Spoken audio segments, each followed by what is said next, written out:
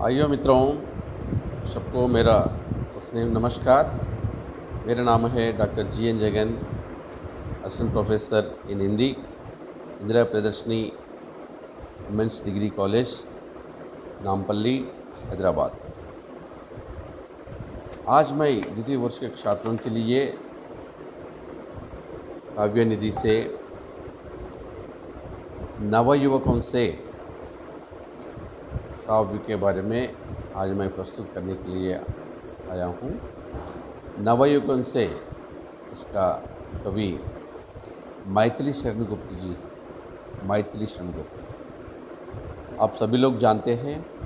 मैथिली शरण गुप्त कितना देशभक्त है और उनका रचनाओं के बारे में इसके पहले आप लोग भी सुने थे, लेकिन आज मैं और एक बार मैथिली शरण गुप्त के बारे में परिचय करूँगा और नवयुवकों के कवि परिचय अब हम सुनेंगे। हिंदी साहित्य को प्रकाशित करने वाले युग कवि मैथिली शरण गुप्त सर्वाधिक लोकप्रिय कवि रहे। त्रिवेदी युग में राष्ट्र कवि के रूप में विख्यात गुप्त जी का जन्म 1886 में झांसी के चिरगांव गांव में एक संपन्न और प्रतिष्ठित परिवार में हुआ। उनके पिता सेठ रामचरण स्वयं देशभक्त तथा राम भक्त थे। उनके पिता भी देशभक्त और राम भक्त दोनों थे।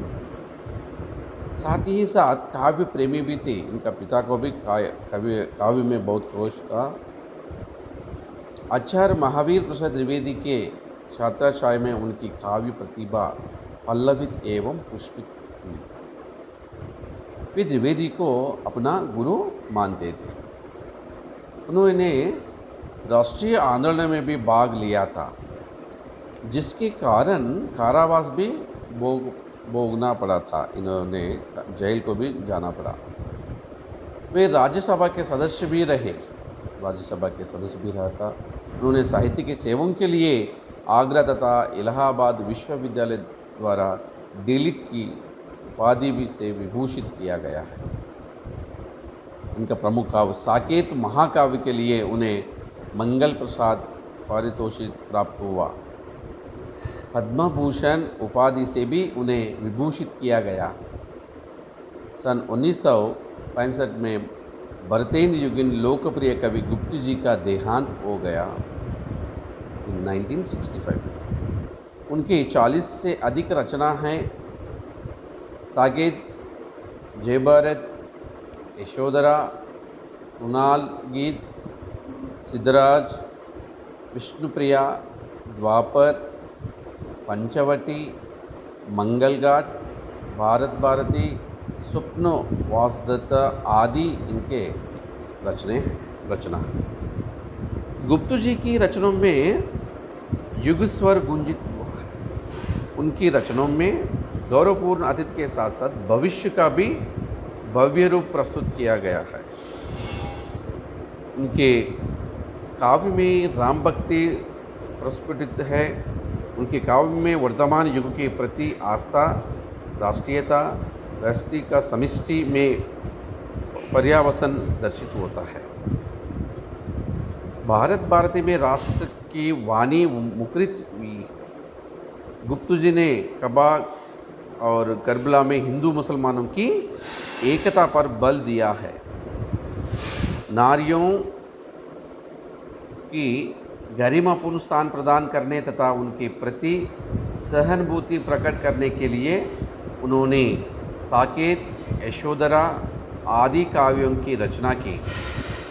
साकेत में उर्मिला की विरह वेदना प्रकट हुई है तथा कैकेयी को भरत की माता के रूप में गरिमापूर्ण स्थान प्रदान किया गया है।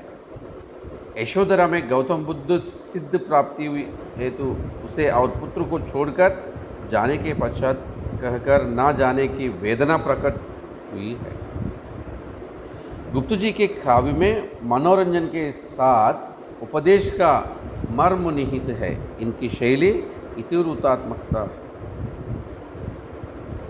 उन्होंने अधिकांश रचनाओं में प्रबंध शैली को अपनाया है। उनकी भाषा परिनिष्ठित कड़ी बोली है। उनकी कविताओं में हमारे धार्मिक, सांस्कृतिक ऐतिहासिक और राजनीतिक जागरण का अमिट संदेश निहित है। उनका काव्य प्रेरक है। अब हम देखेंगे इस प्रस्तुत रचना में गुप्त ने नवयुवकों को ओजपूर्ण भाषा में प्रेरित किया है। यहाँ पर इस काव्य में गुप्त जी ने नवयुवकों को उत्तेजित करते हुए उनको प्रेरित करने के लिए यहाँ पर अच्छा संदेश दिया है। उनके अनुसार नवयुवक देश के भविष्य का निर्णय करने वाला प्रमुख स्रोत, अतः उन्हें आगे आकर उत्साह के साथ देश के विकास में अपने योगदान देना चाहिए। इस कविता में गुप्त जी ने नवयुवकों को देश के प्रति प्रेरित करते हुए कह रहे हैं कि ये जवानों, पूरे देश की दृष्टि तुम्हारे ऊपर है, मनुष्य जीवन की ज्योति तुम्हारे ऊपर है, इसे जगाओ, यथार्थ मत जाने हो। अगर तुम देश के प्रति जागरूक नहीं होगे तो कौन होगा? उठो, देखो क्या हो रहा है इस संसार में। कवि छात्रों को प्रेरित करते हुए कहकर कि युवक, तुम पढ़ाई भी करो लेकिन साथ साथ कर्म भी करो और धर्म पर चलो। इस प्रकार उन्होंने अपने कविता में उन्होंने प्रेरित किया है नवयुवकों के लिए। अब हम देखेंगे इस कविता का यहाँ पर 3 चौपाई दिया गया है। पहले चौपाई अपन देखेंगे उनका जो कविता है नवयुवकों, देश भर की दृष्टि तुम पर ही लगी है मनुष्य जीवन की तुम्ही में ज्योति सबसे जगमग। दोगे ना तुम तो कौन देगा योग देशोद्धार में। देखो कहाँ क्या हो रहा है आजकल संसार में। यहाँ पर कवि मैथिली शरण गुप्त जी ने नवयुवकों बोली तो नवजवानों को उन्होंने इस प्रकार उछाल करते हैं। यहाँ दोह प्रसिद्ध इस दोह में मैथिली शरण जी नवजवानों से देश की सेवा करने के लिए बात इस प्रकार कहते हैं कि देश के नवजवानों, अब जागो, अब तुम्हारी जगाने की बारी आ गई है। पूरे देश की निगाहों अब तुम पर ही टिकी हुई है। तुम्ही ही में वो ज्योति स्वरूप प्रकाश जगमगा रहा है जो मानव के जीवन को बदल सकता है। अर्थात अब तुम ही नवजवानों पर सबकी नज़रों टिकी है। अगर देश कल्याण और जनहित में तुम सहयोग नहीं दोगे तो कौन देगा। आजकल ये संसार अर्थात ये दुनिया कितनी विरक्त हो गई है। सभी लोग अपने अपने मार्ग से भटक गए हैं। देखो जगह जगह क्या क्या हो रहा है। इन सबको सही मार्ग पर लाना अब तुम्हारा काम है, तुम्हारा कर्तव्य है। इसलिए देश के नौजवानों को अब जनहित तथा देश कल्याण के लिए जगा जाओ। इस प्रकार उन्होंने युवकों के लिए अपनी जो रिस्पॉन्सिबिलिटी है उसको उछाल करते हुए कवि मैथिली में इस दोहे में कहते हैं। और आगे दूसरा दोहे में अब देखेंगे, जो कुछ पढ़ो तुम कार्य में भी साथ ही परिणित करो। सब भक्तवर प्रहलाद की निम्नोक्ति को मन में धारो। कौमर में ही भगवत धर्मचरण कर लो यहाँ। नरजन्म दुर्लभ और वह भी अधिक रहता है कहाँ। ये दोहा प्रसिद्ध कवि मैथिली शरण गुप्त इसमें रचित कहते हैं कि इस दोहे में कवि ने नवजनों से कहा कि जो तुम किताबों में पढ़ते हो उसकी अपने अंदर एक धारणा बना लो। देश की सेवा के लिए तन मन धन से समर्पित हो जाओ। ये नौजवानों, तुम जो कुछ भी पुस्तक में पढ़ते हो उसे तुरंत ही कार्य में बदल डालो। अर्थात जो पढ़ रहे हो उसे अपने मन में ही मत रखो, बल्कि उसके अनुसार अपना कर्म करना शुरू कर दो। श्रेष्ठ भक्त प्रहलाद के नियमों और उनकी बातों को अपने अंदर धारण कर लो। भगवान द्वारा कही बातों को बाल्यावस्था में ही अपना धर्म समझकर उसका अनुसरण करो। हमें मनुष्य जीवन बहुत ही कठिनाइयों से मिला है। यह जीवन अधिक समय तक टिका नहीं रह सकता है। अर्थात जो भी भगवान से संबंधित प्राप्तियां करने हैं वे प्राप्तियां इसी जीवन के लो, क्योंकि यह जीवन दोबारा मिलने वाला नहीं है, क्योंकि यह मानव जन्म दुर्लभ है, मूल्य है, अमूल्य है।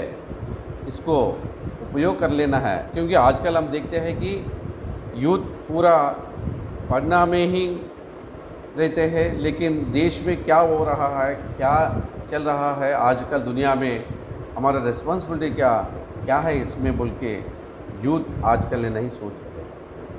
नौजवानों, ये सोचने के लिए आप पोथी पढ़ना ही नहीं बल्कि आगे मालूम कर लेना है, जो क्या चल रहा है उसको आप लेना है, आगे चलना है बोल के यहाँ पर कवि मैथिली शरण गुप्त ने कहते हैं। और अब आप देखेंगे दो पथ असमयाम और समयाम तुमने अब सब कही, पहला अशुभ है दूसरा शुभ है, इसे भूलो नहीं, प्रमाण प्रथम की होर ही तुमको झुकाएगा अभी, यदि तुम ना संभालोगे अभी तो फिर ना संभालोगे कभी। यहाँ पर इस दोहा में कवि मैथिली शरण गुप्त जी कहते हैं, इस दोहे में कवि ने नवजवान से अपने लिए सही मार्ग चुनने के लिए कहता है। कवि कहते हैं कि अब तुम्हारे सामने दो ही रास्ते हैं, तुम्हारे सामने दो ही रास्ते हैं, या तो तुम अपने रास्ते से विचलित हो जाओ या धैर्य धारण करके अपने सही मार्ग पर चलते रहो। तो सब कुछ अब तुम ही पर निर्भर है। तुम्हें पता होना चाहिए कि पहला मार्ग हमारे लिए अशुभ का संकेत है रहा है और दूसरा शुभ का संकेत है। अब इसे बुद्धिमानी से परखना तुम्हारा काम है। तुम्हें इन दोनों रास्तों को नहीं भूलना चाहिए, परंतु तुम्हारा मन हमेशा तुम्हें पहले मार्ग की ओर ही जाने का संकेत देगा। अर्थात मनुष्य बुराइयों को जल्दी धारण करता है और अच्छाइयों के मार्ग पर चलने के लिए समय लगता है, क्योंकि जो नौजवानों को अच्छाइयों के लिए देखने के लिए मौका ज़्यादा टाइम लेता है। इसी के कारण जो बुराइयों की तरफ देखते हैं उसको वो गलत है, उधर नहीं जाना चाहिए। अगर तुम अभी अपने आप को नहीं संभाला पाए तो जीवन में कभी भी नहीं संभाला पाओगे, क्योंकि अभी इसको कंट्रोल नहीं करे तो बाद में बहुत प्रॉब्लम हो जाएगा। क्योंकि एक बार बुराई धारण करने से मनुष्य अच्छाइयों का मार्ग भटक जाता है। इस प्रकार नवयुग को संदेश देते हैं मैथिली शरण गुप्त जी। अब और एक बार संक्षिप्त में देखिए, कवि देश के नौजवानों से आग्रह कर रहे हैं कि देश के कल्याण और जनहित के लिए अपने आप को तैयार करो। अगर तुम देश के कल्याण में सहयोग नहीं देगा तो ये देश के पिछड़ जाएगा। प्रहलाद की तरह अपने मार्ग पर अटल और अड़ग रहो। भगवान से संबंधित ज्ञान भी इसी जन्म में ही ले लो, क्योंकि यह जन्म दोबारा मिलने वाला नहीं है। तुम्हारे सामने दो ही मार्ग है, एक बुराई का और दूसरा अच्छाई का मार्ग है। यह अब तुम्हारे ऊपर निर्भर है, तुमने उनसे मार्ग का अनुसरण करना है। यदि करना मन बहुत ही चंचल है, यह कभी भी रास्ते से भटक देता है। यह मन हमेशा बुरा रास्ता पहले दिखाता है, इसलिए ये बातों का ज्ञान कर लेना होगा कि सही रास्ता कौन सा है, किस रास्ते पे जाना चाहिए। अगर एक बार अपने रास्ते को विचल हो गए तो कभी भी अपने मंजिल तक नहीं पहुंच पाओगे। इस प्रकार कवि ने संक्षिप्त में कहते हैं। और अपन सब तीन दोहों को हमने देखा है। एक पहले दोहे में क्या उन्होंने हमको जो वार्निंग यूथ के लिए जो कहते हैं, और पहले दोहे में जो कवि नौजवानों से कह रहे हैं कि देश की निगाह में तुम पर टिकी है, तुम्हें ही देश का कल्याण करने के लिए आगे आना चाहिए बोल के नौजवानों के लिए कहते हैं। और इतनी तनक नहीं रहे कि अच्छी और बुराई पहचान कर सके, इसलिए जनहित के कार्य के लिए तुम्हें आगे बढ़ना चाहिए बोल के नवजवानों के लिए संदेश देते हैं। और आगे दूसरा जो काव्य है उसमें भी वही कहते हैं, उन्होंने भक्त प्रहलाद के अपने नियमों और बातों के पक्के थे। उनके पिता ने अनेक ऊपर कितने यहाँ पर अपने पिता जो राम भक्ति देशभक्ति जो सिखाया है, उन्होंने वही नौजवानों के लिए उन्होंने कह रहा है।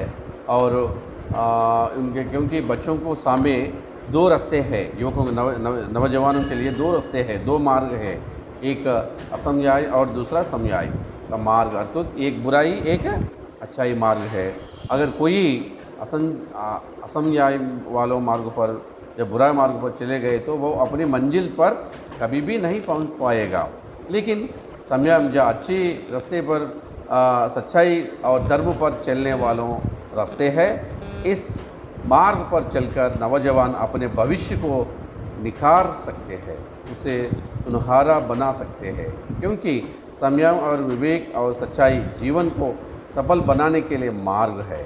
बुराई का रास्ता मनुष्य के जीवन को नरक की तरफ धकेल देता है। इसलिए कभी कहते हैं कि संयम वाला मार्ग ही अपनाना चाहिए। इस प्रकार उन्होंने नवयुवकों के लिए अच्छी संदेश देते हैं।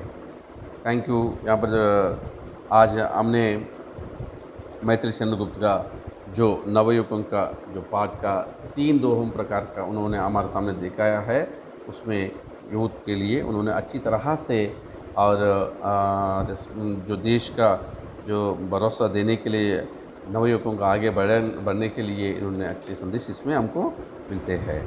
धन्यवाद।